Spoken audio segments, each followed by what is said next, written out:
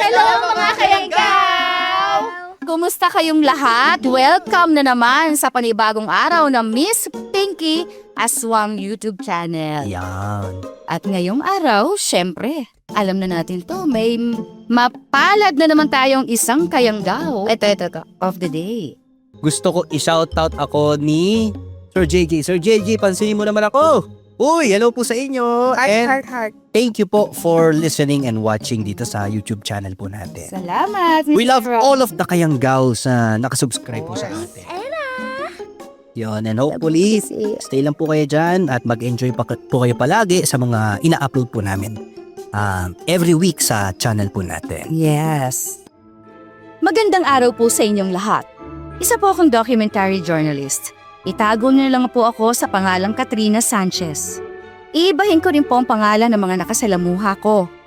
Bilang isang documentary journalist, madami na po akong nakasalamuhang iba't ibang tao, pati na rin mga kwento.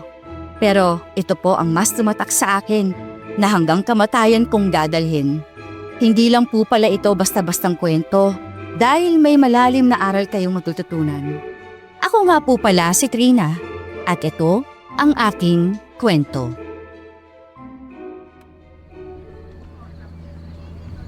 Ang daming tao ngayon Miss Katrina. Sa tingin mo ba, papayag ba silang ma-interview natin sila? Gagawa tayo ng paraan para pumayag sila. Saka, wala ka bang tiwala sa akin? Meron naman po, Miss Katrina. Tsaka, kayo na po yan Isa sa magaling na documentary host dito sa bansa. Jesus, dambola ka pa talaga Sige na, iyan ko muna dyan sa tabi itong van. Sige, Miss Katrina.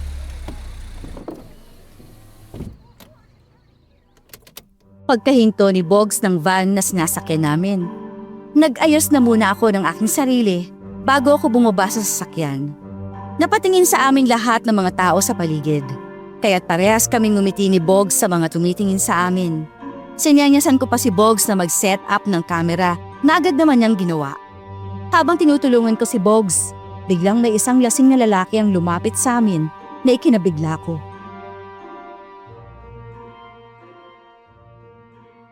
Sino kaya tanong ginagawa niyo dito? Magandang araw po.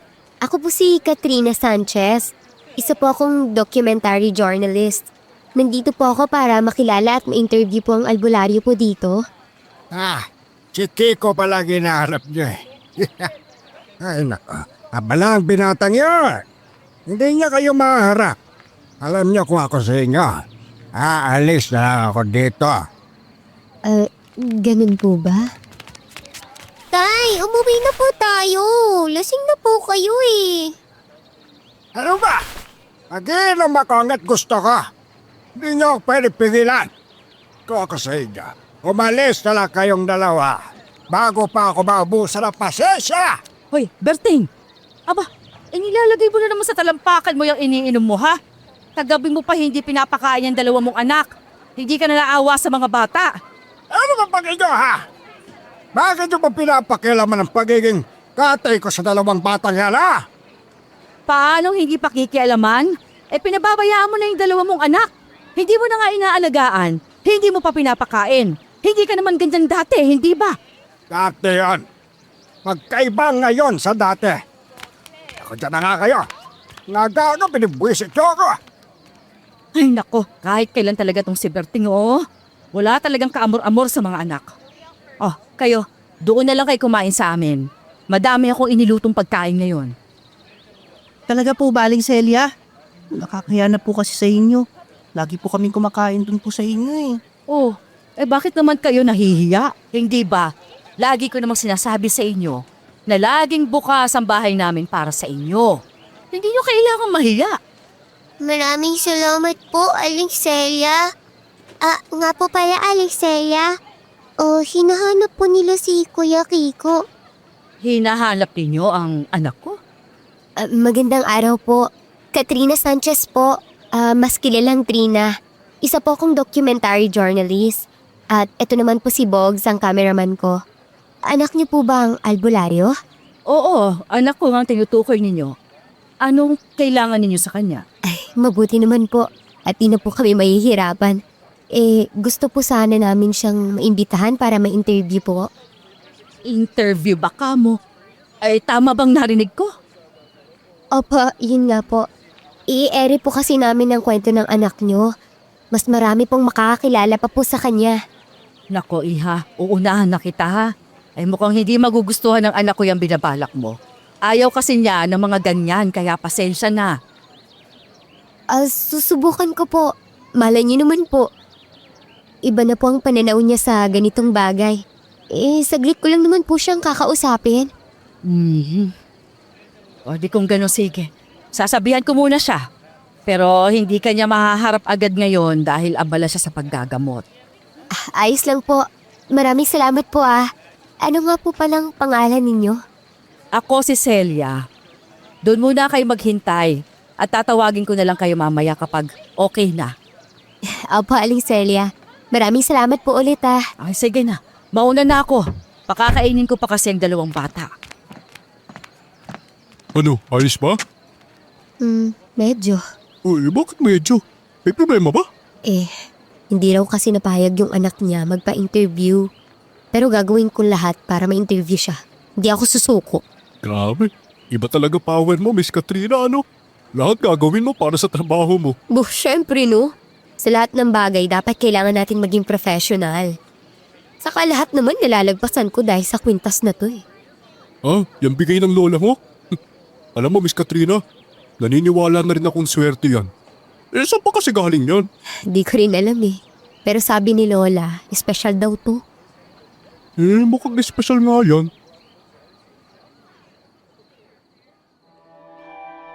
Napangiti na lang ako kay Bogs dahil sa sinabi niyang yon. Napahawak tuloy ako sa kwintas na bigay ni Lola. Ilang taon na rin siyang wala pero hindi ko kinakalimutan ang mga payo niya sa akin. Ilang oras din ang hinintay namin ni Bogs para lang makausap ang anak ni Aling Celia. At nang mawala ng mga tao, tsaka kami tumayo ni Bogs para lumapit kay Aling Celia na abala sa pag-aayos ng mga upuan. Sakto rin ang paglabas ng isang lalaki na kaidaran namin ni Bogs. Nakakunot ang noon nito habang nakatingin sa amin, kaya pilit akong ngumiti dito.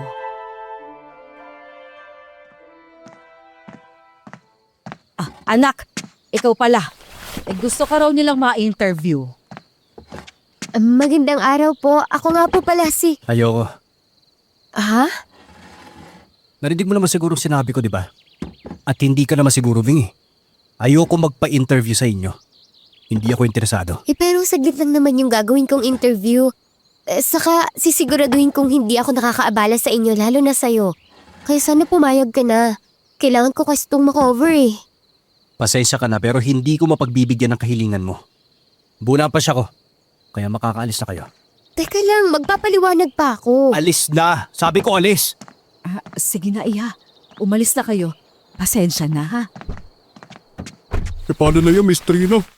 Mukhang hindi na talaga natin siya may interview. Hindi ako susuko. Gagawin ko ang lahat para pumayag siya. May mga dala ka naman sigurong mga damit, hindi ba? Oo, meron nga. Bakit ba? Dito tayo tutulog. Hahanap tayo ng matutuluyan sa baryong to.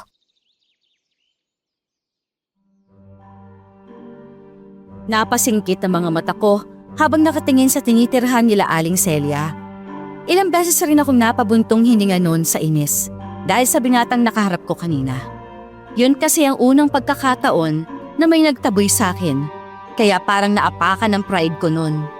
Naghanap na nga kami ni Bogs ng matutuluyan, kaso nga lang, sa bawat pagtatanong namin, wala kaming magawa, kundi ang itaboy kami. Hanggang sa malapit ng dumilim, nasa van pa rin kami ni Bogs. Pero ang isa sa napansin ko ay ang pagsara ng mga pinto at bintana sa bawat bahay. Maliwanag pa lamang, wala ng tao sa labas. Tahimik na rin ang paligid, kaya nanibago ako sa estilo ng pamumuhay sa baryo ng Santa Ines.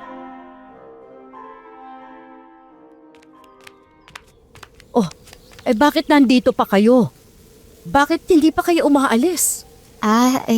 Dito po kami matutulog sa van. Wala po kasi kaming mahanap na matutuluyan dito sa baryo nyo eh. Hindi kayo pwedeng matulog dyan. Delikado. Po? Paano naman po naging delikado? May mga masasamang loob po ba ditong nananakit ng dayo? Higit pa doon. Doon na lang kayo matulog sa bahay. May bakante pa kaming tulugan doon. Pwede kayo doon. Ayos lang po ba sa anak ninyo? Baka po kasi magalit siya eh. Ako nang bahala sa anak ko. Tara na, habang may liwanag pa.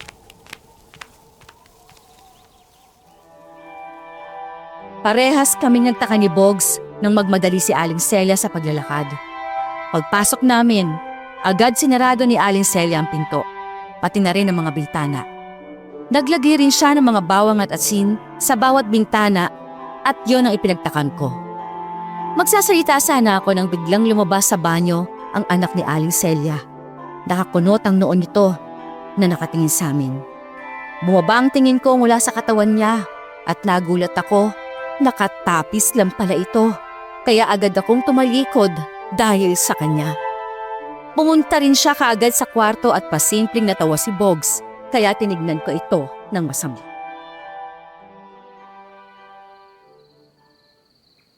Teka, anong ginagawa niyo rito? Hindi ba pinalis ko na kayo? Akong nagpapasok sa kanila dito.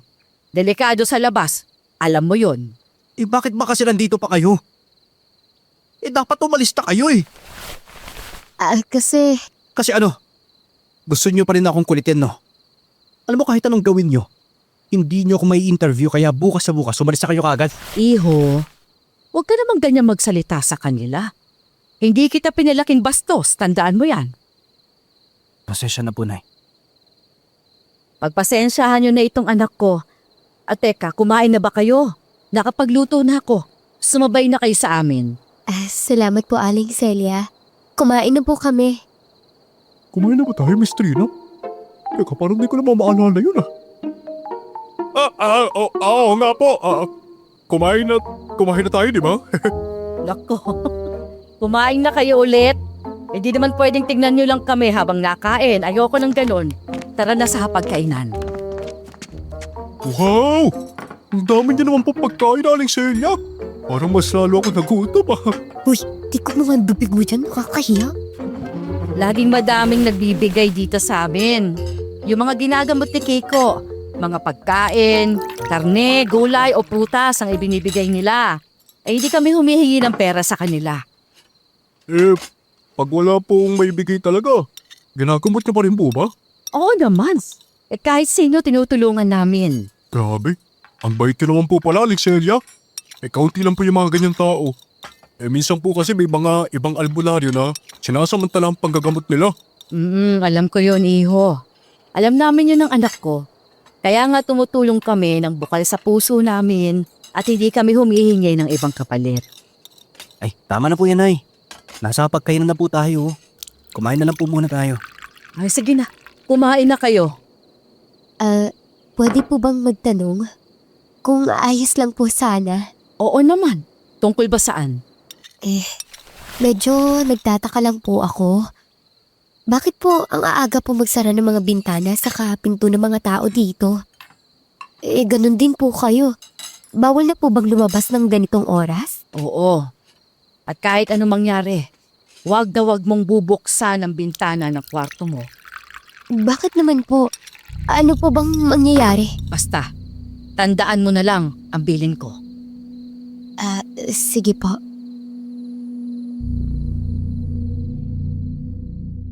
Nagpatuloy na nga kami sa pagkain, pero hindi pa rin maalis sa utak ko ang bilin ni Aling Celia. Para bang may lihim silang itinatago sa lugar nito. Sumapit na nga ang gabi at hindi ako makatulog. Sobrang init din sapagkat walang kuryente sa baryong ito. Wala ding hangin na pumapasok at hindi ako makatulog ng maayos dahil sa sobrang init.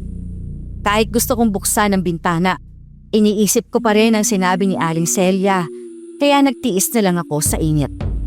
Kinabukasan, maaga kaming nagising ni Bogs, pero hindi ko pa rin sinunod ang utos ni Kiko. Kaya nung makita niya akong tumutulong kay Aling Celia, ay ilang beses ko itong napansing napabuntong hininga. Dahil sa dami rin ng ginagamot ni Kiko, ramdam kong pagod ng katawan ko sa kakaasikaso sa mga tao. Hindi ako nagreklamo dahil gusto kong makuha ang loob ni Kiko.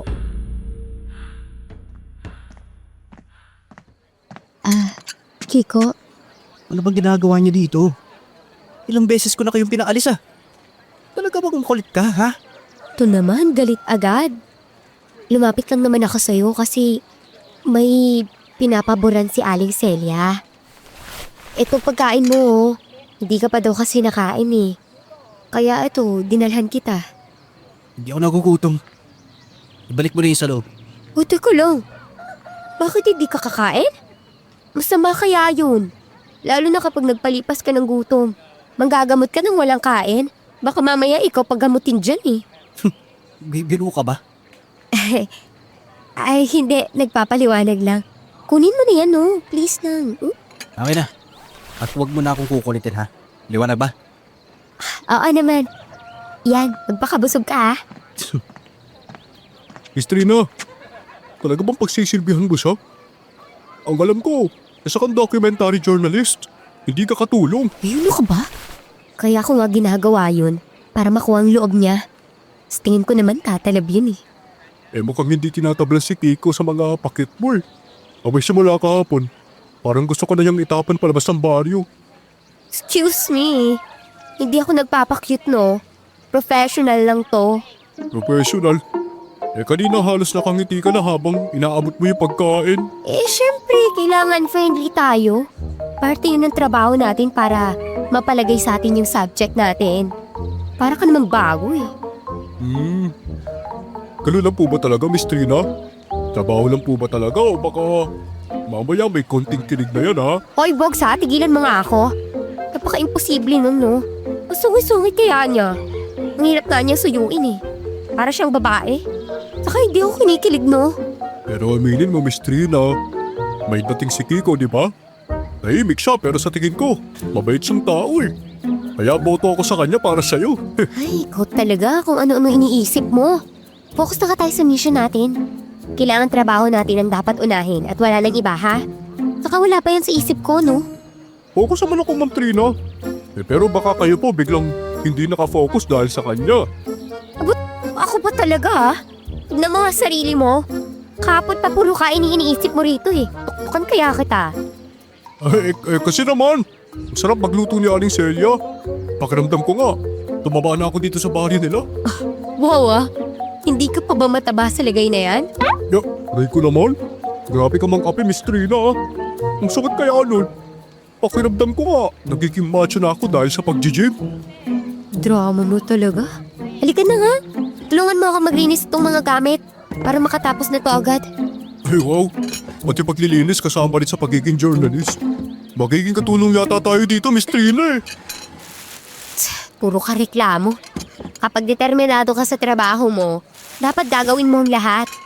Kaya bago pa ako mainis sa'yo, ha? Tulungan mo na ako dito. Oo na, Miss Trina, ito lang nga po. Ay nako, Iha.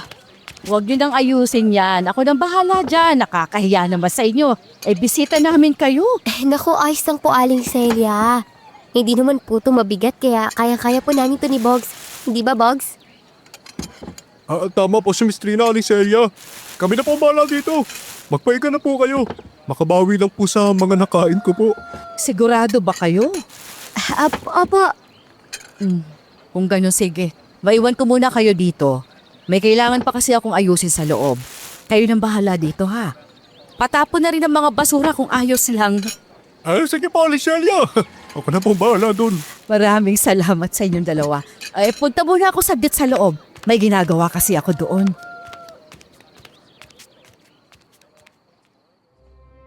Ilang araw din ang tinagal namin ni Bog sa baryo ng Santa Ines. Araw-araw, maraming nagpapagamot kay Kiko at hindi pa rin ako nito pinapansin.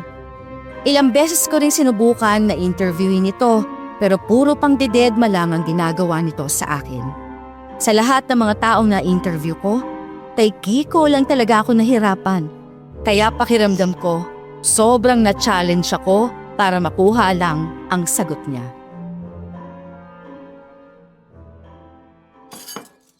Oh, kain lang kayo ng kain. Magpakabusog kayong dalawa. Salamat sa lagi ninyong pagdulong sa akin, ha? Naku, wala po yun, Aling Celia. Yung swerte ko nga po, ang sarap po ninyo magluto. Baka nga po pag uwi namin sa syudad, butsyog na ako. Dahil sa dami ng pagkain dito sa inyo eh. Hindi lang po yun. Lahat masarap. Napakapalabiro mo talaga, Bogs, ano? Eh kahit naman mataba ka, gwapo ka naman bata. Aling Celia. Hindi ko po alam kung matutuwa ako o hindi sa sinabi niyo. Oy, Kiko, kain ka na. Nandyan ka na pala, anak.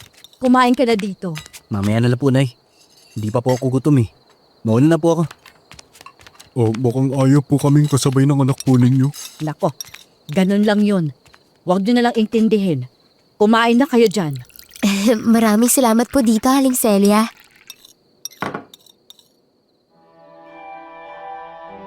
Nagpatuloy na nga kami ni Bog sa pagkain. Sobrang bait ni Aling Celia sa amin at masayahin siyang tao. Kabaliktaran niya ang anak niyang si Kiko na parang laging may dinadalang problema sa mundo. Kahit ilang beses akong pinagtatabuyan ni Kiko, hindi pa rin ako sumusukong makuha ang pagpayag nito. Habang naglilibot ako sa gubat, bigla akong nakita ang dalawang kambal na naglalaro. Napangiti na lang ako habang pinapanood silang maghabulan sa ilalim ng malaking puno ng mangga. Kahit halatang kapos sila sa buhay, ramdam ko pa rin ang pagiging masayahin nilang magkapatid. Ngunit habang nakatingin ako sa kanila, hindi ko maiwasang mapansin ang lungkot sa mga mata nila na para bang may malalim silang dinadalang problema. Nagpasya na akong lumapit sa dalawang bata upang makausap sila. Pareha silang nagulat nang makita nila ako, kaya agad naman akong kumaway sa kanila bilang pagbati.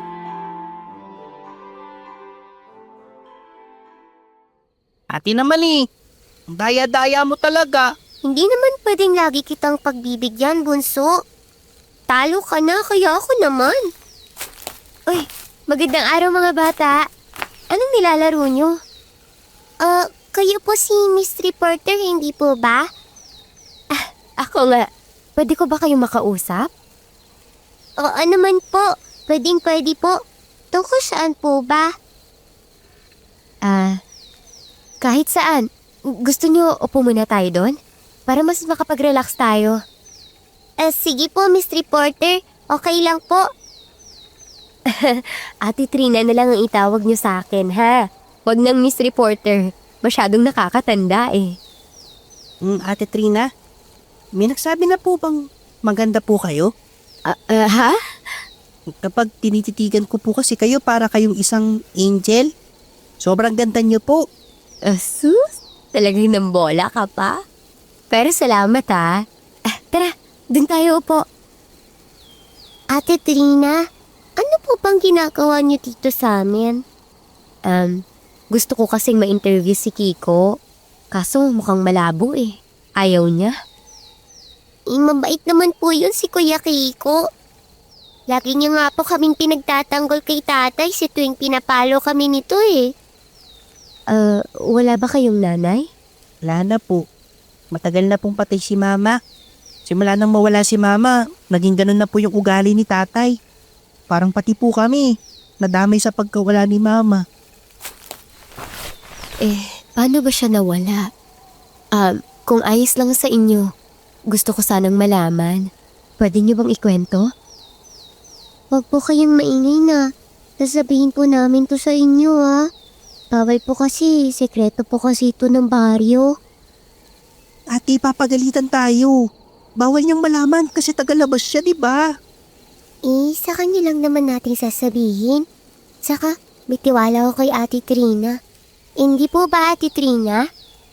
Oo. Pangako, wala akong ibang pagsasabihan. Promise po yan, ha?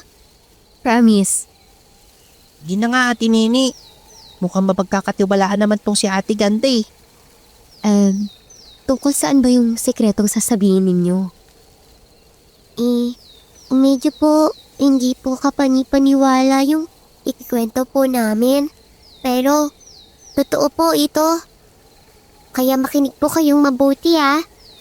Tuwing buwan po ng Mayo, may puting gabunan pong lumilibot dito sa baryo namin. Pumapatay po siya ng tao. Isang beses po sa isang taon. Tsaka po, palakas po yung aswang na yun at mabagsik din po. Pero may naging paraan po ang baryong ito para hindi kami mapatay ng aswang. Anong klaseng paraan naman yun? Si Kuya Kiko pong nakapansin nun. Bawal pong buksan ng bintana lalo na pagdating ng hapon. Tsaka may mga nilagay pong pangontra si Kuya Kiko sa bawat bahay. Kaya po naging ligtas kami nung nakaraang taon at wala pong napatay. Kaya ba maaga pa lang sarado na ang bintana? Opo, ate. Hindi ba Mayo na sa susunod na linggo? Ibig sabihin ba nun, aatake na ulit ang sinasabi niyang aswang? Opo, ate. Kaya nga po, hindi mo na ulit tatanggap ng mga pasyente si Kuya Kiko dahil para rin po wala pong masaktang tagalabas. At pangako niya pong sikreto lang to ha. Bawal pong malaman ng iba na may alam kayo tungkol dito eh. Mapapagalitan po kami. Pangako. Salamat sa sinabi niyo ha.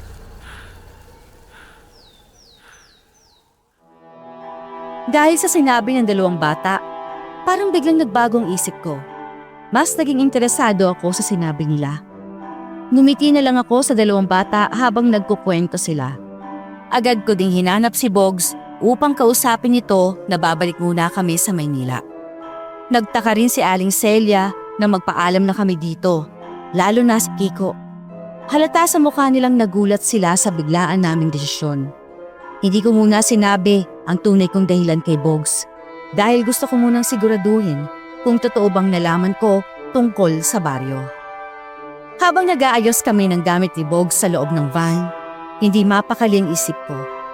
Pakiramdam ko kasi may mas malalim pang sikreto ang baryo Santa Ines na hindi basta-basta sinasabi sa mga tagalabas. At habang palayo kami sa lugar na yon, lalo lang lumalakas ang kutob kong kailangan kong bumalik doon upang matuklasan ang lihim ng baryo Santa Ines. Habang umaandar ang van palabas ng baryo, hindi ko maiwasang lingunin ang bahay nila Aling Celia. Tahimik ang buong paligid at halos wala na akong makitang tao sa labas. Hindi ko rin maalis sa isip kong seryosong tingin ni Kiko bago kami umalis. Para bang may gusto pa itong sabihin sa akin, ngunit pinili na lamang na manahimik. Ilang beses din akong napatingin kay Bogs na nakakunot ang noo habang pinapaandar ang van.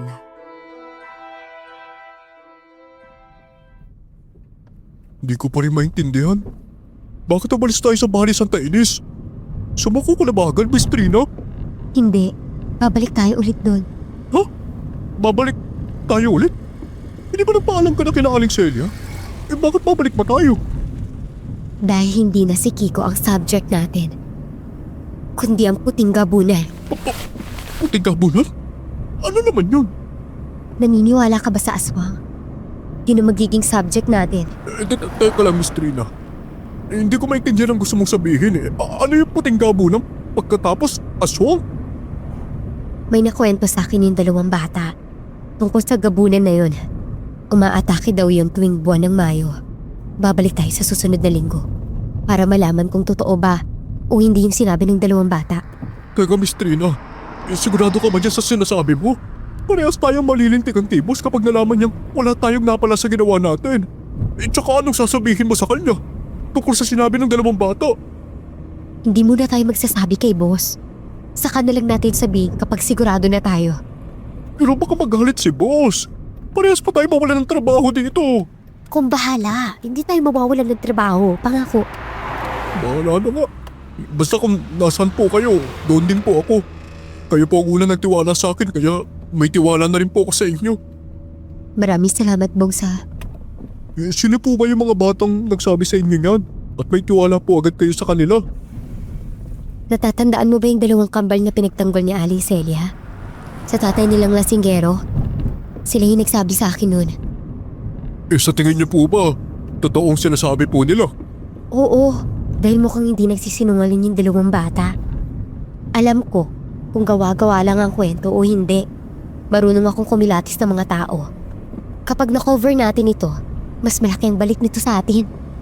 Kung gano'n, sige. Gawin po natin, Miss Trina. Pero Miss Trina, paano kung delikado talaga yung baryong yun? Di niyo ba napansin na parang may tinatago talaga silang lahat? Kahit si Aling Celia at Kiko, parang may alam silang hindi nila masabi sa atin eh. Napansin ko rin yun. Kaya nga, mas lalo akong nagdududa sa Barrio Santa Ines eh. Hindi basta-bastang takot lang ang meron sa mga tao doon. Parang sanay na silang may iniiwasan gabi-gabi. Kaya pala sobrang tahimik pagdating ng dilim.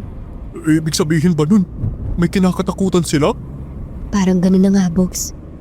At yun ang kailangan nating alamin kung ano ang kinakatakutan nila. Hindi po ba yung delikado, Miss Trina? Bogs, may tiwala ka naman sa akin, hindi ba? Pangako, hindi tayo mapapahamak dito.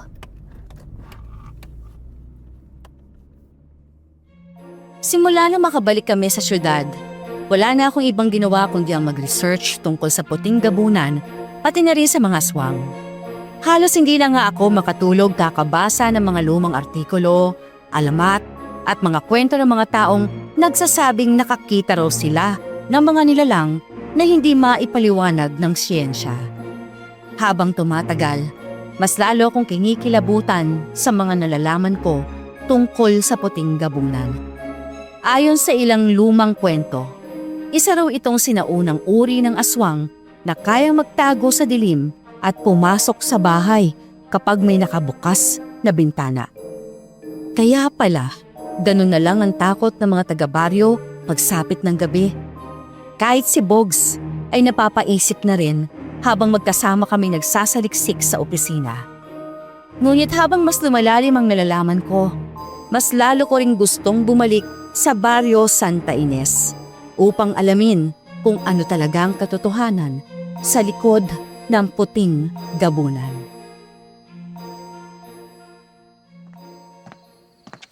Masyado ka na makabala dyan, Miss Trina.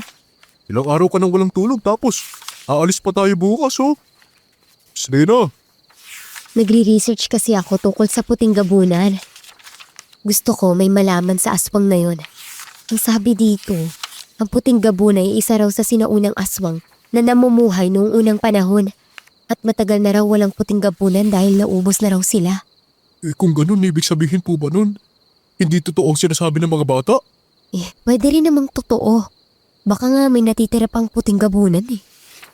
Kung totoo man na may aswang na gumagambala sa baryong yun, hindi po ba delikado itong ginagawa natin? Naku, baka mapahamak po tayo. Kung natatakot ka, ayos lang naman sa akin kung hindi ka tutuloy. Naiintindihan ko. Pero ako gagawin ko lahat para matuloy itong gagawin ko. At least malalaman ko ang totoo, hindi ba? Oo po, Miss Trina. Tama naman po kayo tungkol doon. Huwag ka mag-alala. Ayos lang naman sa akin kung ayaw mo talaga eh. Hindi naman ako galit, naiintindihan ko rin naman. Hindi po, Miss Trina. Sasama po ako sa inyo. Kahit ano pa mangyari, handa ko pong ibuwis ang buhay ko para po sa inyo. Salamat, Bogs ha.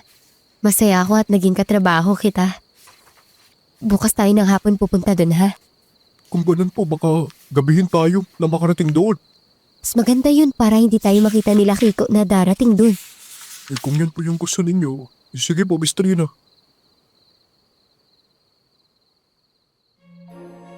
Kinabukasan, inayos na nga namin ni Bogs ang mga kakailanganin namin na dadalhin sa Barrio Santa Ines. Nang sumapit na ang tanghali, umalis na kami ni Bogs papunta sa baryo ng Santa Ines. Ilang oras din ang biniyahe namin papunta sa baryo na yon. Hindi pa kami nakakarating sa baryo nang biglang huminto si Bogs at itinuro niya ang daan.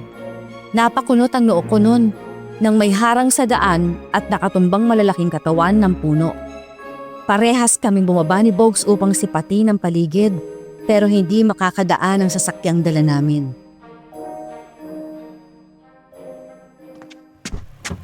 Ano plano natin, Miss Trina?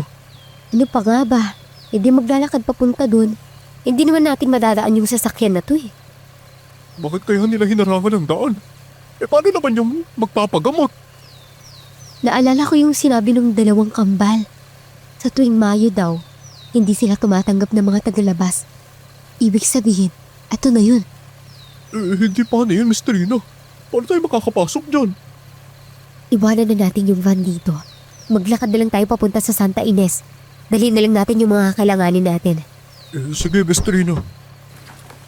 Medyo malayo bang lalakarin natin? Kaya niyo po ba, Miss Trina? Tinatanong pa ba yan? Siyempre oo naman no. Sa dami nating trabaho pinagsamahan, Bogs. Lahat ginakaya ko dahil nandyan ka. Miss Trina naman, no? Kahapon niyo pa po akong pinupuri. Kaunti na lang iisipin ko pong crush niyo po ako eh. Sira, crush agad? Umbatukan kaya kita dyan. Joke lang po. Hindi naman po kayo mabiro. Nga pala, Miss Trina. Sa tingin mo ba, totoo yung sinabi ng dalawang bata? Sa tingin ko, oo. Pero Miss Trina, paano kung hindi totoo yun? Paano kung nagbibiro lang pala yung dalawang bata? Miss Trina, baka mawalan po kayo ng trabaho dahil sa pagkakamali po ninyo dito. Kung mangyayari man yun, sisiguraduhin ko na hindi ka madadamay, ha? Para nang nakababatang kapatid ang turing ko sa'yo. Kaya sagot kita. Parang hindi ko naman po kayang sikmurain yun, Miss Trina. Kaya po ang naging dahilan kung bakit ako nahasa ng mabuti bilang isang cameraman. Kaya po kung tatanggalin kayo sasama po ako sa inyo. Grabe naman sa pagka-loyal mo, Bogs. Natouch naman ako doon, ha? Pero seryoso na, ha? Kung malalagay ako sa alanganin, mas pipiliin mong unahin ang sarili mo kaysa sa akin. Okay ba yon? Opo, Miss Trina. Mabuti naman. Tara na, lakad na tayo. Gabi na eh.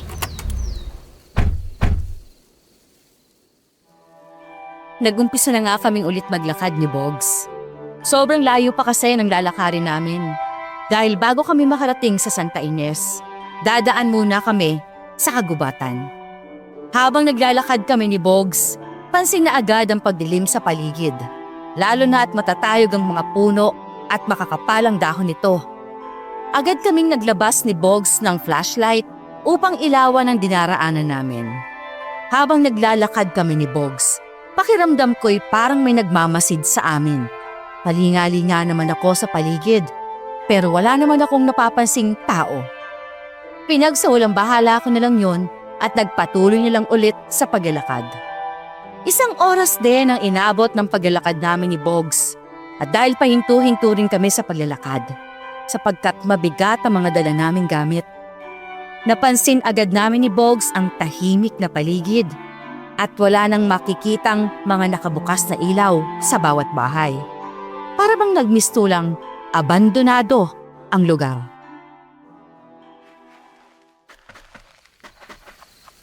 May tao ba dito? Mukhang wala na sila. Tignan mo, ang dilim ng paligid oh. Baka naman nandyan lang. Nakikiramdam lang sila. Parang delikado itong gagawin natin, Miss Trina. Hindi pa ako nakakakita ng aswang.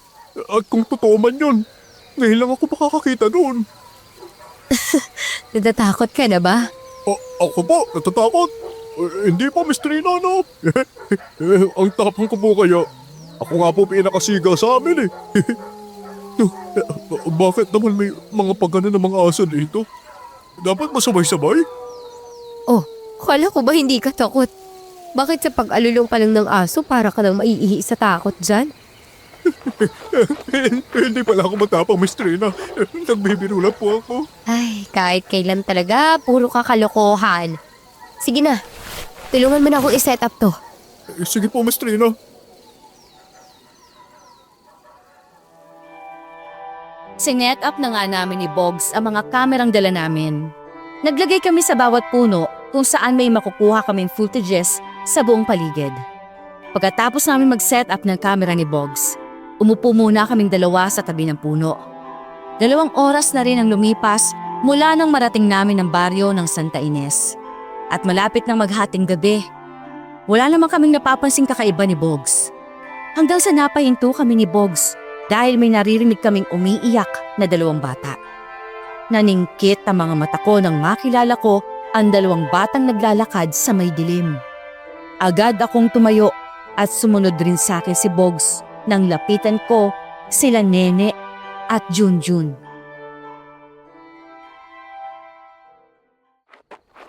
Ate! Bumalik na tayo sa bahay! Baka dumating na ang puting gabunan! Doon na lang natin hintayin si tatay! Kailangan natin hanapin si Tatay Junjun.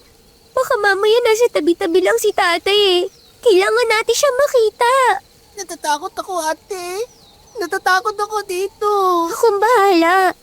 Hindi kita pababayaan. Naniniwala ka naman kay ate, diba? Nene, Junjun. Ay, hello po pala, ate ganda. Nagulat po kami sa inyo eh. Teka lang po, Ano po ginagawa niyo dito? Bawal po kayo rito. Kayo nga ang dapat kong tanungin yan eh. Bakit nandito kayo sa labas? Gabi na. Umuwi na kayo. Hindi po kami pwedeng umuwi.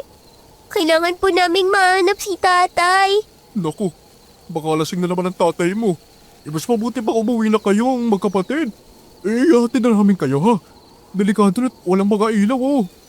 Kayo po ang dapat umalis. May dala po ba kayo pangontra para maproteksyonan niyo mga sarili niyo? Pangontra saan? Pangontra po sa aswang. Wala po kayong dala? Wala eh. Naku, delikado po kayo dito sa labas. Kailangan niyo na po pumasok sa loob ng bahay nila. Baka... Ate! Ate! Ano po yun, Jun?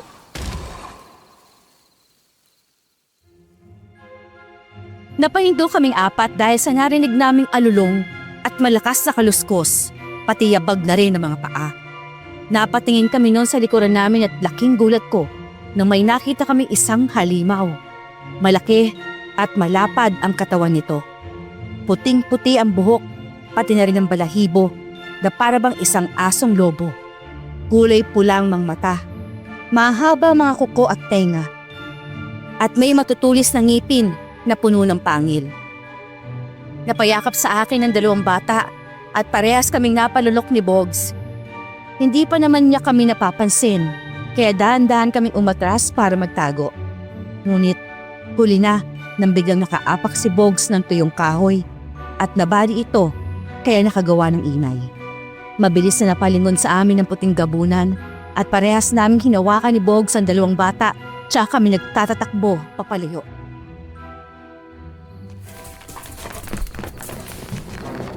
Saan tayo magkatago, Miss Trina? Humingi tayo ng tulong sa bahay-bahay. Bilisan mo, Bogs, para di tayo maabutan. Sige pa, Miss Trina. Hindi po nila tayo pagbubuksan. Takot po sila.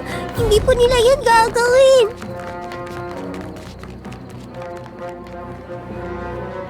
Napatingin kami ni Bogs kay Nene, pero nagpatuloy pa rin kami sa pagtakbo. Nang makalapit na kami sa bahay-bahay, tama nga si Nene. Dahil ilang bahay na rin ang pinagkatokan namin pero walang isang nagbukas. Muli kaming tumakbo nila Bogs, pero bigla kong natumba at naramdaman kong pamumulikat ng paa ko. At dahil malapit na ang puting gabunan sa amin, agad kong binigay kay Bogs si Junjun.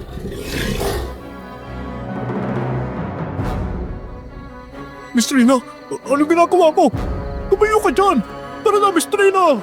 Itakas mo na yung 2 bata. Hindi ko na kayang tumayo at sobrang sakit na ng paa ko. Bilisan mo na, Bogs! Miss Trina, hindi ko kaya! Gawin mo na ang sinasabi ko, Bogs! Itakas mo na ang 2 bata. Ako na bahala sa sarili ko. Bilis, tumakas na kayo!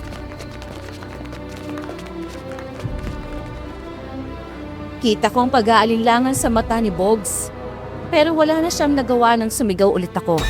Agad niyang binuhat si Junjun at hinawakan naman niya ang kamay ni Nene. Nakatingin sa akin si Bogs at ang 2 bata habang papalayo sila sa akin. Pinilit kong tumayo kahit parang nakukuryente ang mga paa ko. Natatakot man ako pero nilakasan ko ang loob ko. Nang makatayo ako, muli akong tumakbo pero hindi pa ako nakakalayo nang maramdaman kong pagkangalay ng binti ko. Hanggang sa nagulat na lang ako na nasa harapan ko na ang puting gabunan. Hindi ko na alam ang gagawin ko ng mga oras na yon. Mahahawakan na sana ako ng puting gabunan nang may biglang dumating na isang lalaki. Hinampas nitong kamay ng puting gabunan.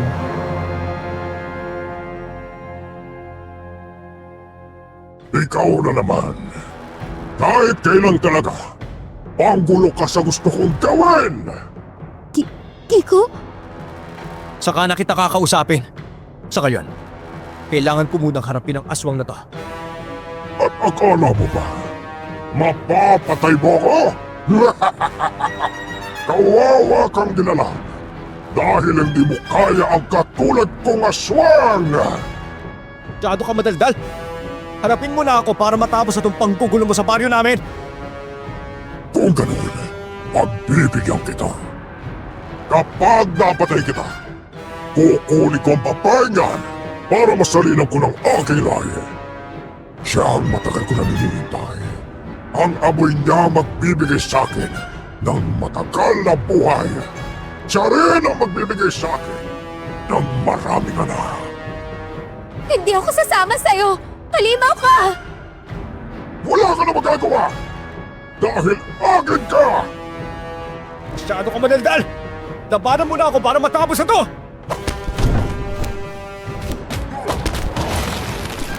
Habang nakikita kong nakikipaglaban si Kiko sa aswang, hindi ko maiwasang humanga sa katapangan niya. Para siyang isang superhero na lagi kong nakikita sa mga TV. Mabilis siyang gumalaw at sa bawat lapit sa kanya ng puting gabunan, agad naman niya yon nahahampas. Gayunpaman, biglang nawala sa harapan namin ang puting gabunan. Tinulungan ako ni Kiko na tumayo at pinakiramdaman namin ang paligid. Pero nanayong mga balahibo ko nang makarinig ako ng boses sa likuran ko. Boses ng aswang. Mabilis ding tumalsik si Kiko dahil nasipa siya ng puting gabunan. Muling naglakad ang gabunan palapit sa akin. Sobrang kinakabahan na ako at nang mahawakan ako nito, malapad nang umiti ang gabunan pero ilang segundo lang ang lumipas nang bigla niya akong bitawan at nakita kong parang umusok ang palad nito. Mabilis na lumapit sa akin si Kiko at hinawakan ako nito. Masama akong tinignan ang gabunan bago ito lumayo sa amin.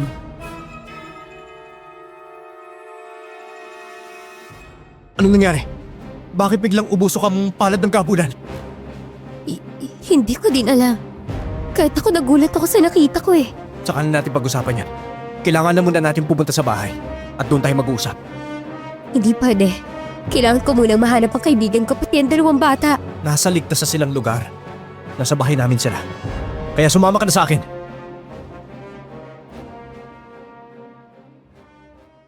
Wala na akong nagawa ng kaladkarin na ako ni Kiko papunta sa bahay nila. Napangiwi pa ako noon dahil sa paghawak niya sa braso ko na sobrang sakit. Nang makarating kami sa bahay nila Kiko, agad kong nakita si Bogs na sobrang aligaga. Nang masirayan niya ako'y mabilis akong lumapit sa kanya at niyakap siya ng mahigpit. Naramdaman ko rin ang pag-iyak nito na akala mo'y hindi ito isang lalaki. Nasa isang sulok din ang dalawang bata at hanggang ngayon, pansin pa rin sa kanilang takot. Mabilis na kumuha ng tubig si Aling Celia at iniabot yon sa akin. Uminom naman agad ako pero naramdaman kong mabigat na kamay ni Kiko na humampas sa lamesa.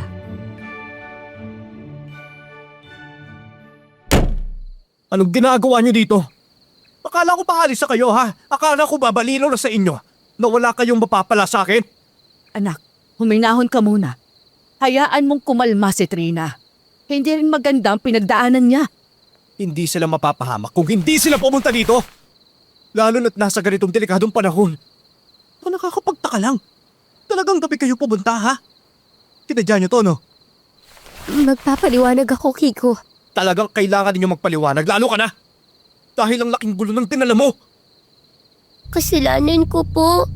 Kasalanan ko po kung bakit nalaman niya Ate Trina ang tungkol sa puting gabunan. Anong ibig ko sabihin, Nene? Sinabi ko po kay Ate Trina yung tungkol sa lihim ng bayo. Kasalanan ko po lahat. Pasensya na po. Totoo ba yung sinasabi mo, Nene? Opo, pasensya na po, Kuya Kiko. Katrina, mag-usap tayo.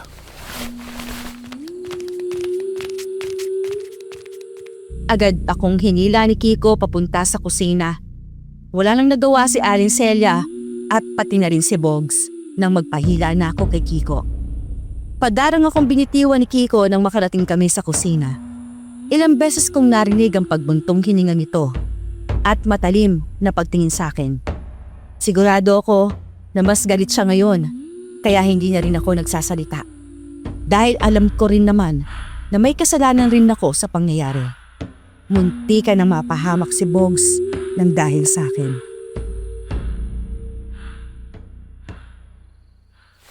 Wala ka talagang magawang matino, ano? Muntikan kayong mapahamak dahil diyan sa magiging pakialamera mo. Pasensya na, Kiko. Alam kong mali ako sa nangyari. Pero wala ka namang karapatang pagsalitaan ako ng ganyan. Ano gusto mong gawin ko? Purihin kita sa ginawa mo? Hindi yun ang gusto kong sabihin. Ang akin lang, sobra ka naman sa sinasabi mo. Alam kong mali ako pero hindi mo na kailangang ipamukha sa akin yun. Bakit naman hindi? Ganun ko naman talaga, di ba? Gagawin mo ang lahat para makuha mo ang gusto mo. Para saan? Trabaho mo? Para mapuri ka ng iba? Grabe ka, kaiba ka talaga. Bukas na bukas umalis ka na. Dahil ayoko nang makita ulit ang pagbumuka mo. Hoy, teka lang. Di pa tayo tapos mag-usap. Kiko! Ano ba? Kiko! Ay, pagpasensya mo ng anak ko, Iha. Ganun lang yun pero sobrang nag-aalala yun. Tsaka, delikado din talagang ginawa ninyo kasi. Muntikan ka na mapahamak. Pasensya na po sa hagulong nagawa ko, Aling Celia. Ayos lang yun, Iha. Wala na rin naman ako magagawa dahil nangyari na ang nangyari. Sa ngayon, doon muna tayo sa sala para magamot yung mga sugat mo. Pumunta nga kami ni Aling Celia sa sala. Isa-isa niyang ginamot ang mga sugat na natamo ko. Nakatulog na rin ang kambal. At si Kiko, hindi ko alam kung nasaan. Si Bogs naman, nakamasid lang sa amin. Saktong pumasok nun si Kiko na para bang may napansin si Aling Celia na ikinahinto nilang dalawa. Kahit ako'y naguguluhan hanggang sa may kinuhang malaking salamin si Aling Celia, may nakita ako doon na isang iting na marka na ngayon ko lang napansin.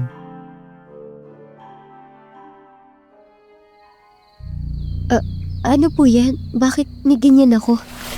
Hindi pwede to. Kiko, hindi siya pwedeng umalis.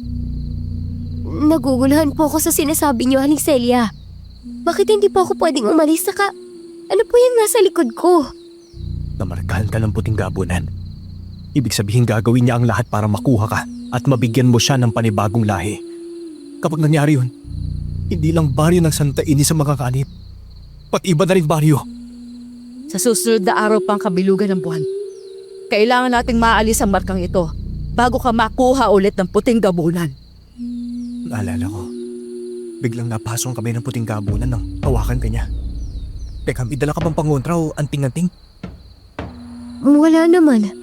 Iha, pwede ko bang hawakan itong kwintas mo? Pwede ko bang tanggalin para makita ko ng mabuti? Opo, pwede po.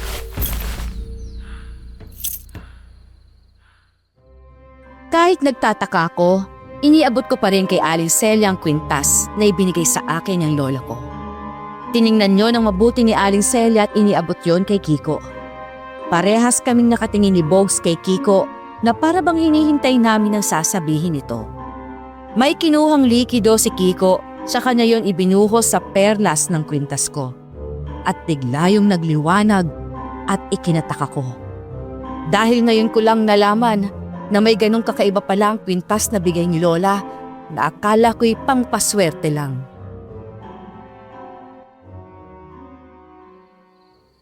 Ang kwintas na to, saan mo ito nakuha? Pamana sa akin yan ng lola ko. Ang sabi niya, kikailanganin ko daw yan kapag nasa kapahamakan ako at bawal ko raw yan iwala. Hindi lang to basta kwintas. Isa tong butya. Yung parang anting-anting, ganun? Oo, ganun na nga. Nanggaling ito sa puno ng saging at hindi ito basta-basta nakukuha. Itong dahilan kung bakit hindi ka nakuha ng gabunan. Dahil pinoprotektahan ka ng kwintas na ito. Pero may mga kailangan kang iwasan kapag suot mo yan. Bawal kang masugatan at malagyan ng sariling dugo ang kwintas na yan. Dahil mawawala ang bisa. Ngayon ko lang po nalaman ang tungkol dyan. Ganyan po pala ka-importante ang kwintas na bigay ni Lola. Oo, Iha. Kaya kailangan mong ingatan yan. Sa ngayon, hindi ka muna aalis ng baryo. Dahil sigurado kami susundan ka ng gabunan. Kailangan nating maalis ang marka sa likod mo. Pero paano niyo po yun nagawa? Hindi ko naman pa naramdaman na hinuwakan niya ako sa likuran ko. Isang sinaunang aswang ang puting gabunan. At lahat kaya niyang gawin nang hindi natin napapansin. Mas matalino pa sila sa ibang mga aswang. At pasalamat na lang kayo at nabuhay pa kayo. Oo nga pala. Paano niyo ba nakita itong dalawang bata? Bakit niyo sila kasama? Hinahanap po nila yung tatay nila. Iuuwi na sana po namin, pero Ayaw ng dalawang bata. Kahit kailan talaga tong si Berting. Napaka-pabayang ama. Sigurado ako, kung mapapahamak itong dalawang bata, magsisisi siya. Humanda siya sa akin bukas kapag nagkita kami. Sige na, magpahinga na nga kayo at siguradong pagod na rin kayo. Sige po, Aling Celia.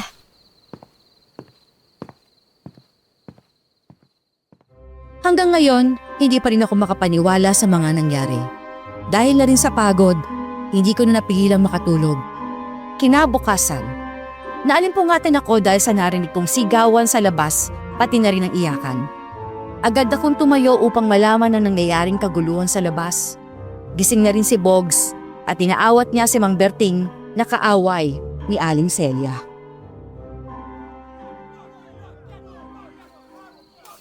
Anong sabi mo? Lapit ka naman magsalita, Celia. Hindi mo alam ang hirap ko sa mga bata yan. Bakit hindi ba totoo?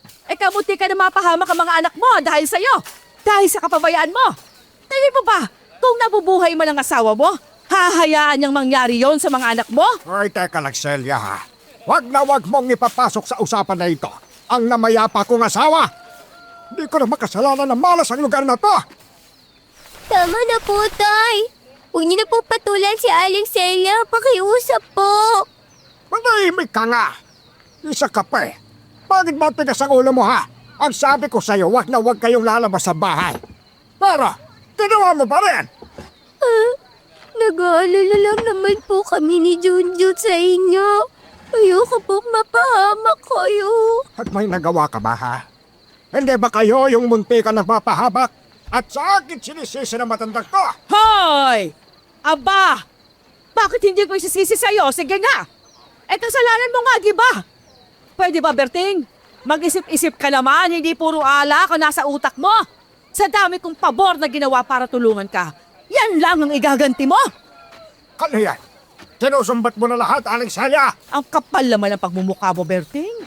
Hindi ako nanunumbat, alam mo yan. Ang gusto ko lang naman, sabihin sa'yo, ha? Alagaan mo ng maayos ang anak mo. Hindi yung puro pag-iinom ang inaatupag mo. Ana! Pwede salamat na lang sa lahat ng ginawa mo. Hayaan mo. Hindi na kami hihingi ng tulong sa'yo. Lalayo na ako sa'yo.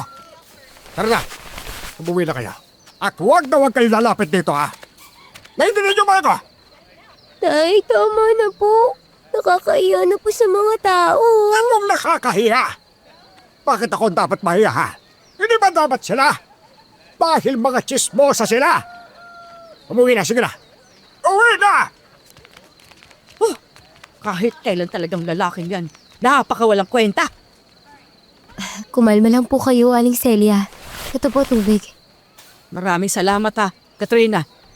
Pasensya na rin at naabutan niyo pa ang pagtatalo namin ni Berting. Ayos lang po. Naiintindihan po namin. Grabe na si Mang Berting. Pati kayo inaaway. Ay naku, sanay na ako sa taong yon. At wala na talagang pagbabago sa kanya. Naawa lang talaga ako sa mga bata. Dahil hindi nila dapat nararanasan yun. Naikwento po sa akin ng mga bata ang nangyari sa nanay nila. Sa tingin ko po, kaya nagkakaganon si Mang Berting. Dahil hindi pa niya tanggap ang nangyari. Baka nasasaktan pa rin po siya. Kahit na. Hindi niya dapat dinadamay ang mga bata.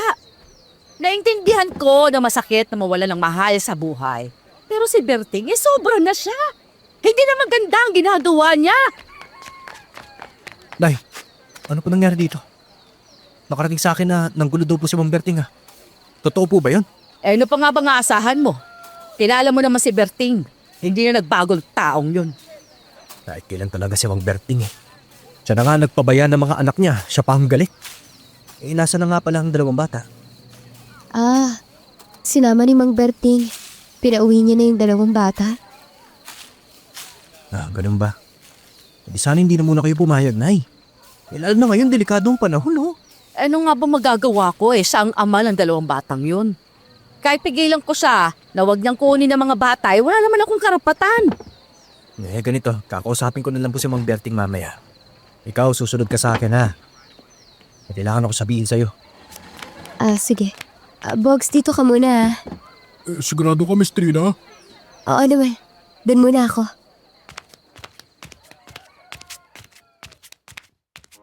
Naglakad na nga ako para sundan si Kiko. Hindi ko alam kung anong sasabihin niya sa akin at medyo kinakabahan na rin ako.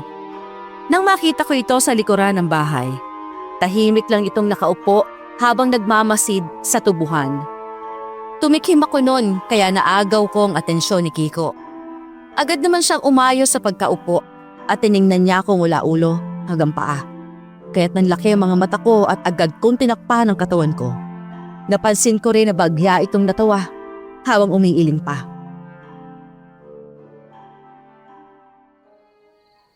Feeling ka rin, no? Kala mo may gagawin ako masama sa'yo? Malay ko ba? Hindi ko naman alam yung takbo ng utak mo eh. Bakit ba ako pinapunta dito? Anong kailangan mo? Didiretsuhin na kita. Hindi magiging madali ang gagawin ko para mapaalis ang markang yan sa likuran mo. Handa ka bang ibuwis ang buhay mo? Dahil baka hindi mo kayanin ang ritual. Kailangan nating umakyat ang bundok para doon gawin ang ritual. Yun ang ligtas sa lugar. Ganun ba talaga kahirap maalis to? Kapag hindi ba naalis ang markang to, anong mangyayari? Pwede kang mapasa ilalim ng kapangyarihan ng isang gabunan. At matutupad ng sinaunang aswang na yon ang plano niyang magparami ng katulad niya. Kung ganun, sige. Kung ano man ang plano mo, pumapayag ako.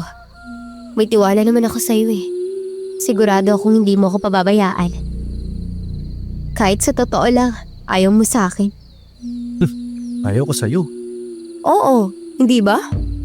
Hindi. Siguro hindi ka lang sanay sa ugali ko. Ganito lang talaga ako. Prangka akong tao.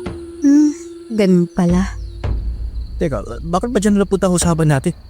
Hoy, mas kailangan natin mag-focus sa plano ha. Ano? Handa ka na ba sa pwede mangyari?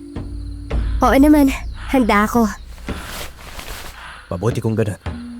Bukas aalis tayo para pumunta sa bundok. Doon natin gagawin ang ritual.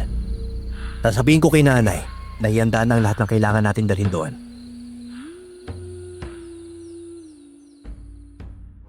Tanging tango na lamang naisagot ko kay Kiko. Napailing na lang ako nang muli ako nitong talikuran. Lumipas ang maghapon, iniisip ko pa rin ang pwedeng mangyari sa akin sa sinabi ni Kiko. Sobrang kinakabahan ako at ilang beses ko rin kinapa ang marka sa likuran ko. Nang may marinig akong kumatok sa pinto, agad kong inayos ang damit ko at binuksan ang pinto. Sumalubong sa akin si Aling Celia na nakangiti sa akin. Kaya't ninitian ko rin siya. Pinapasok ko si Aling Celia sa loob ng kwarto at pinaupo niya ako sa papag.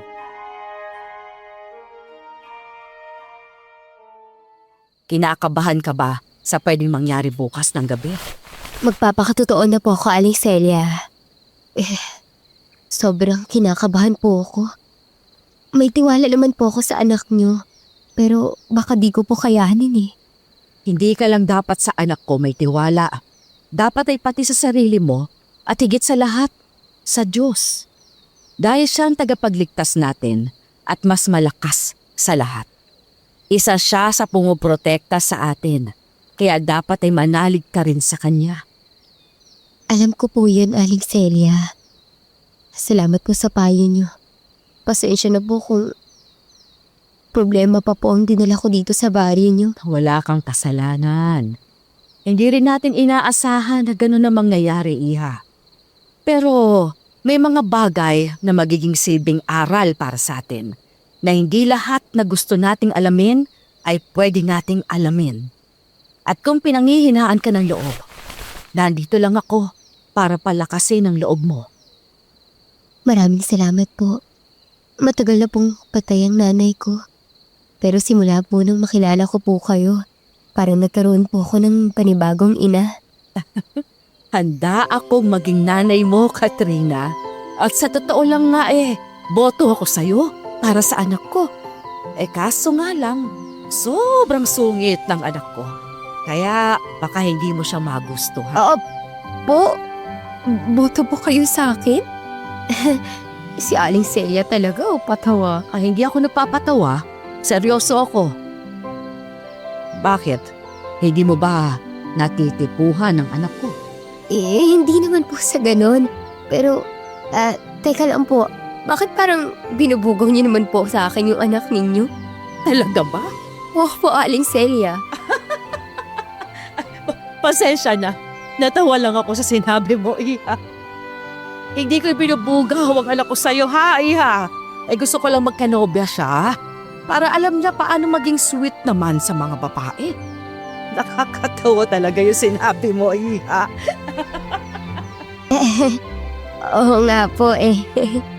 Pero seryoso, gusto kita para sa anak ko. At kung magiging kayo man, hindi ako tututol. Mabuti kang bata, Iha. At yun ang nagustuhan ko sa'yo.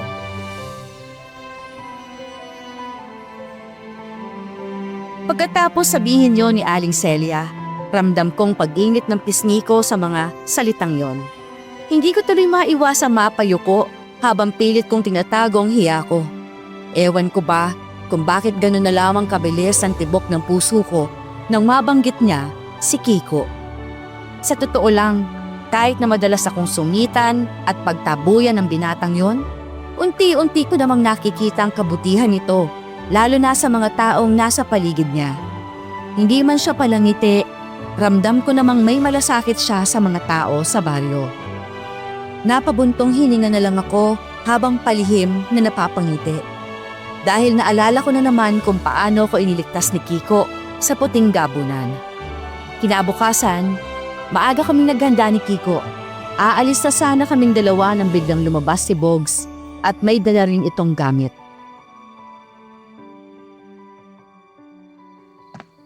Oh, Bogs, saan ka pupunta? Miss Trina, hindi ko kaya maiwan dito. Hindi ako mapakali kaya sasama po ako sa inyo. Bogs, masyadong delikado.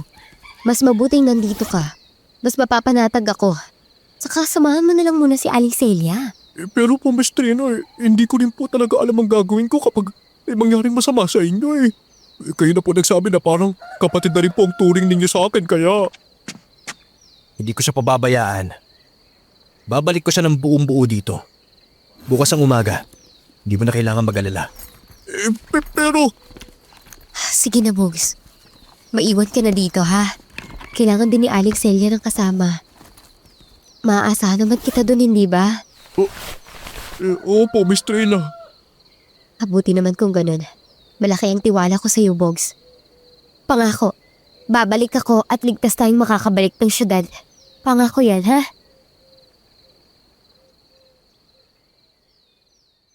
Pansin kong pag-aalinlangan sa mga mata ni Bogs, pero nginitian ko lang ito. Nagpaalam na nga kami ni Kiko kaila Aling Celia at pagkatapos ay nagumpisa na kaming maglakad ni Kiko papunta sa bundok. At hindi ko akalaing hindi pala ganun kadali ang bundok na lalakarin namin. Habang tumatagal ang paglalakad namin, mas lalo ko nararamdaman ang pagod sa katawan ko. Madulas ang daan at puro matataas sa damo at ugat ng kahoy ang aming nadadaanan. Ilang beses pa akong muntikang matumba kaya't napapailing na lang si Kiko sa akin. Tahimik lang kaming dalawa sa halos buong paglalakad namin at tanging huni lang ng mga ibon at tunog ng hangin sa mga puno ang maririnig. Paminsan-minsan ay lumilingon si Kiko sa akin para siguraduhin nakakasunod ako sa kanya. Kahit hindi siya pala salita, ramdam kong nag-aalala rin siya sa akin. Napahawak ako sa kwintas ko habang naglalakad at tahimik na nagdasal na sana ay matapos namin ang ligtas ang ritual na haharapin namin sa bundok.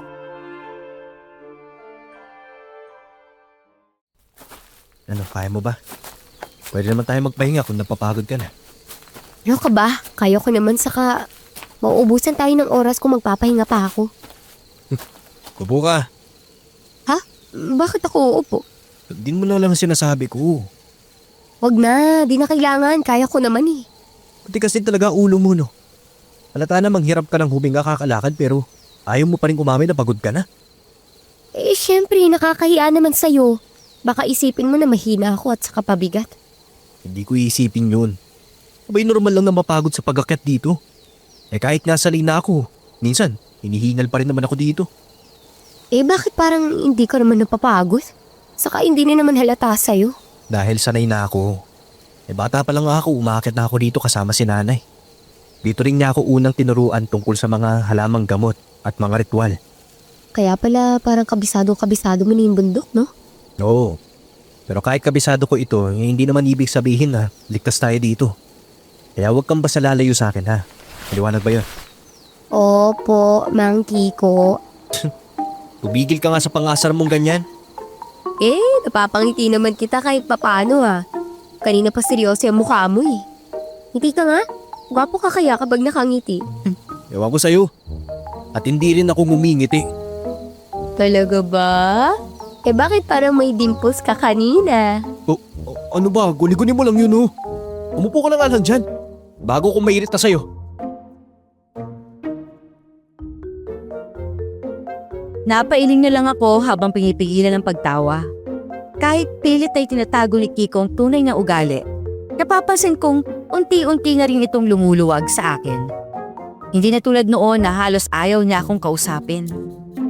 Habang naglalakad kami sa masukal na daan, paminsan-minsan ay inaabot niya ang kamay niya sa tuwing madudulas ako sa putikan. At sa simpleng paraan na yon, hindi ko maiwasang makaramdam ng kakaibang kaba sa dibdib ko. Lalo na tuwing magkalapit kaming dalawa. Isang oras din ang lumipas na makapunta na kami sa gitna ng bundok. Malapit na ring dumilim, kaya isa-isa nang inasikaso ni Kiko ang mga gagamitin niya para sa ritual. Habang ako naman ay pinagpahinga muna ni Kiko para daw may lakas ako, oras na mag-umpisa na ang ritual na gagawin niya.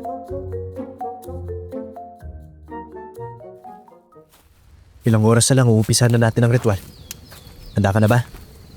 Oo, handa na ako, Kiko. Mabuti. Basta makinig ka lang sa mga sasabihin ko ha. At akong bahala sa'yo. Kang mag-alala, magiging maayos din ang lahat. Paano kung hindi magtagumpay ang plano mo? Paano kung maggo tayo? Hindi, susubok ulit ako ng ibang paraan. Kailangan nating maalis ang marka dyan sa halikuran mo. Dahil hindi ka pwedeng makuha ng kabunan. Ano ba kasing trip ng aswang na yun at pati ako pinagdidisketahan? Hindi ko rin alam. Pero dahil dyan sa kakulitan mo, kaya ka napapahamak. Ba't kasalanan ko ba talaga Kung hindi mo rin naman ako laging pinagtatabuyan noon, di sana mas maaga pa kaming nakaalis sa baryo nyo. Kung sana nagpa-interview ka agad, bakit ba kasi ayaw mo magpa-interview? Simple lang. Ayokong ilabas sa publiko ang buhay ko. Mas gusto ko ng tahimik at walang nakakaalam ng tungkol sa akin. Gusto ko lang tumulong sa mga tao. Yun lang naman, Trina. Napakaseryoso mo naman pala sa buhay. Katrina, hindi ako sanay magpaliwanag ng nararamdaman ko pero kahit ganun, pinahalagan ko ang mga taong nasa paligid mo. So, may konting concern ka pala sa akin, ganon? Ikaw Ano ba? Kang mag-assume dyan. Nagawa ko yon dahil nasa teritoryo namin kayo. Aray, sakit nun Ako pa talagang assuming Kahit kailan talagang dami mong sinasabi. Basta ang importante, matapos natin ng ligtas ang ritual mamaya. Pero salamat pa rin, Kiko Saan naman? Kasi kahit masungit ka, di mo ako pinapabayaan. Lalo na nang nasa kabahamakan ako. Nandiyan ka pa rin para iligtas ako. Di mo na kailangan magpasalamat. Ginawa ko lang yun dahil gusto kong tumulong at responsibilidad ko yun.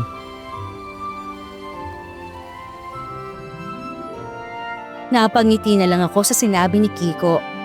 Habang mas lalong lumalalim ang pag-uusap namin, ay mas lalo kong nakikita ang kabaitan nito. Dumating na nga ang oras ng ritual at nakahanda ng lahat. Unti-unti nang dumilim ang paligid at mas lumamig ang hangin sa bundok. Tanging liwanag ng apoy mula sa mga kandilang inilagay ni Kiko ang nagsisilbing ilaw sa paligid namin. Napalunok ako habang pinagmamasdan ko siyang isa-isang inaayos ang mga halamang gamot, pulang tela, asin at mga lumang anting-anting na nakapatong sa lupa. Tahimik at seryoso ang mukha ni Kiko habang may mahina itong binubulong na hindi ko maintindihan. Habang tumatagal, mas lalo akong kinakabahan dahil pakiramdam ko'y may nagmamasid sa amin mula sa madilim na kagubatan. Bigla ring humangin ng malakas, dahilan para gumalaw ang sinde ng malalaking itim na kandila. Napayakap ako sa sarili ko habang mabilis na tumitibok ang puso ko. Ilang beses din akong nagdasal noon habang paulit-ulit na hinahawakan ng pintas na bigay ni Lola.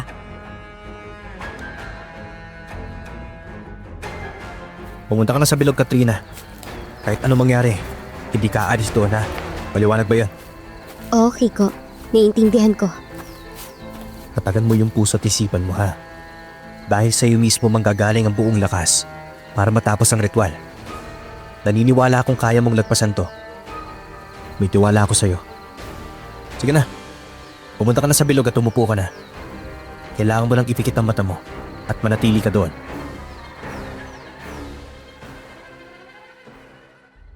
Agad ko ang sinunod ang utos ni Kiko. Pumunta ako sa bilog na pinalilibutan ng kandila at umupo ako doon. Ginawa kong lahat ng utos ni Kiko at narinig ko na itong parang may binubulong sa hangin. Habang nakapikit ako, mas lalo kong naririnig ang malamig na ihip ng hangin sa paligid. Pakiramdam ko'y unti-unting bumibigat ang hangin at parang may kakaibang presensya na umiikot sa paligid naming dalawa. Mahigpit kong hinawakan ang pintas ko habang pilit na pinakakalma ang sarili.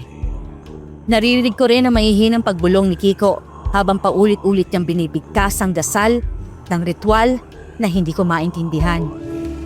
Maya-maya, biglang nagsimulang magliyab ng mas malakas ang apoy ng mga kandila at tila ba nanginginig ang lupa sa ilalim ko. Napamulat ako ng bahagya nang makarinig ako ng nakakatakot na ungol mula sa kadiliman ng kagubatan. Unti-unting lumitaw mula sa likod ng mga puno ang isang mataas at maputlang nilalang na may mahahabang kuko at naglalagablab na mga mata. Nanigas ang buong katawan ko nang makita ko ang puting gabunan na nakatitig diretso sa akin.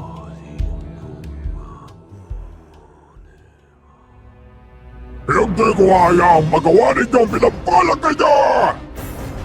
Wala kang magagawa dahil gagawin namin ang gusto namin. Hindi mo kami mapipigilan! Pwes, sisiguraduhin kong siya mismo lalapit sa akin! Huwag kang makikinig sa kanya, Katrina! Nililin lang niya ang isipan mo! Hindi ko siya nililin lang dahil alam kong magugustuhan niya ang regalo ko sa kanya. Ilabas niyo na sila!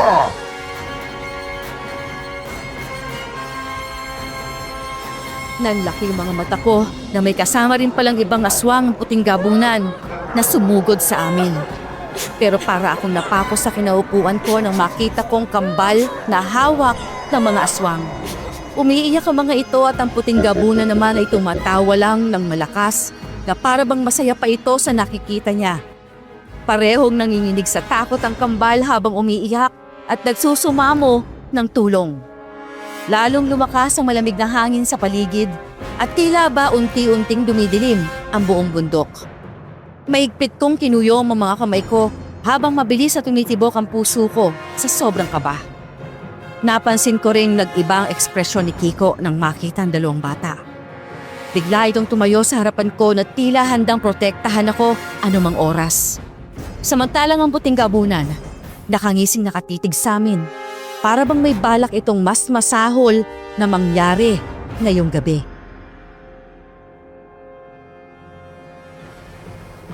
Walang iya ka! Napakasama mo! Pati ang dalawang bata dinamay mo! Di kita mapapatawad sa ginawa mo! Pakawalan mo ang mga bata! Wala silang kinalaman dito! Huwag mo silang idamay! Gagawin ko lang yun kapag sumama ka sa akin. Kapalit ang dalawang batag to! Kaya mo bang ihari ang buhay mo para sa kanilang dalawa? Huwag mo siya susundin, Katrina!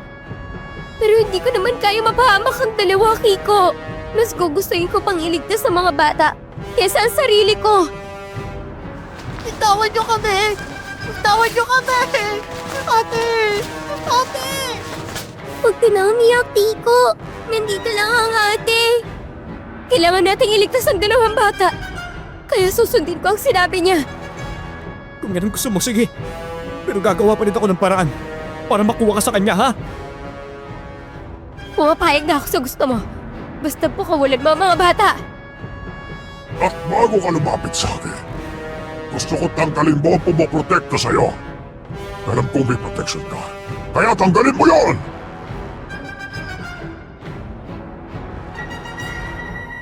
Sinunod ko ang utos ng puting gabunan. Tinanggal kong kwintas sa leg ko at saka yun inilapag sa sahig. Habang naglalakad ako palapit sa puting gabunan, nakangisi ito. At habang papalapit ako sa puting gabunan, pakiramdam ko'y lalo akong hinihigop ng malamig na presensya nito. Nanginginig ang mga tuhod ko, ngunit pilit kong pinatatag ang sarili ko para sa kambal. Naririnig kong mahinang pagtawag ni Kiko sa pangalan ko, ngunit hindi ko magawang lumingon. Napansin kong unti-unting nagbabago ang mga mata nito habang nakatitig sa akin. Tila ba, sabik na sabik itong makuha ako. Mahigpit kong kinuyom ang mga kamay ko habang pilit nilalabanan ng matinding takot na bumabalot sa buong pagkatao ko. Pinakawalan nga ng puting gabunan ng dalawang bata at agad na pumunta mga yon kay Kiko. Pero bago ako makuha ng gabunan, nakita ko sila Bogs sa likuran ng puno. Sumenya sa akin si Bogs at tumango ako dito. Kasama niya rin si Aling Celia, pati na rin si Mang Berting.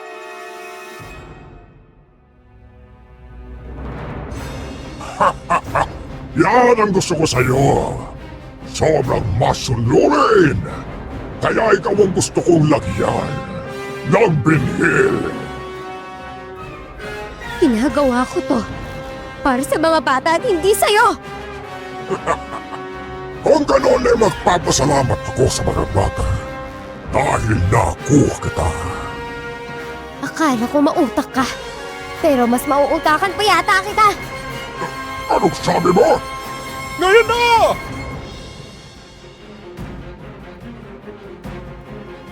Buong akala ko, sila Bogs ang nasa likuran ng puno. Pero hindi pala, dahil marami sila. Agad silang sumugod at tangkang kukunin na sana ako ng puting gabunan nang kunin kong asin sa bulsa ko, tsaka yun isinaboy sa mga mata nito. Mabilis na sumugod si Kiko at sa kanilabanan ng puting gabunan. Ako naman ay lumapit sa mga bata upang protektahan ang mga ito. Maangin sa sakit ang puting gabunan habang napaatras ito at pilit hinahawakan ang nasusunog nitong muka. Lalong lumakas ang hangin sa paligid, kasabay ng galit na ungol ng mga aswang. Maigpit kong niyakap ang kambal habang si Kiko naman ay walang takot na hinarap ang nilalang. Sunod-sunod niyang inihampas ang puntot pagi sa gabunan. At sila Bogs naman ay humarap sa iba pang mga aswang. Dahil sa pagtutulungan ng lahat, napatay ang ibang aswang. Mabilis kong kinuha ang kwintas ko at kumuha ako ng kahoy. Nang makita kong susugurin na ng gabunan si Kiko, ay agad ako umatake at ipinulupot kong kwintas sa dulo ng kahoy at ibinuon yun sa puting gabunan.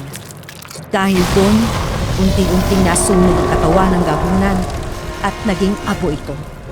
Kita ko ang kasiyahan sa mga mata ng tao dahil sa pagkawala ng kinatatakutan nila.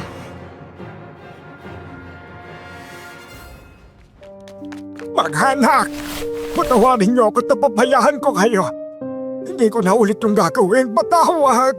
Sana'y maging tanda sa iyong pangyayaring ito at huwag ka na sana ulit uminom.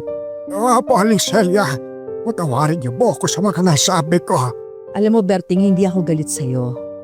Naiintindihan kita. Pero sana'y maging mabuting ama ka sa dalawang bata. Maraming salamat sa iyo. Ikaw ang dahilan bakit napatay ang gabunan. Iligtas mo kami.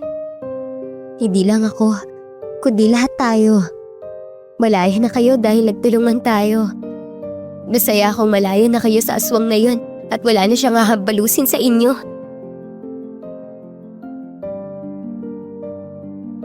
Pagkatapos ng araw na yon, muli kaming bumalik sa baryo ng Santa Ines. Naging bukas na rin sa amin ang baryo at hindi na rin namin ginawang case study ang tungkol sa gabunan at kahit sa buhay ni Kiko. Mas nag-focus ako noon kung paano matutulungan ang baryo ng Santa Ines para makasabay ito sa mga ibang lugar. Dahil sa pag-feature ko sa baryo ng Santa Ines, ay mas nakilala ang lugar na ito at umunlad ang baryo. Hanggang dito na lamang po ang kwento. Sana may natutunan kayo sa bawat pangyayari sa buhay ko. Ayong, Ste! Very interesting. Maraming salamat mga kayanggaw at sana po ay na-enjoy ninyo ang kwento ni Katrina. Yes. Sobrang napakagandang kwento. Ayun, maraming salamat. At Alam. paalam. Bye-bye.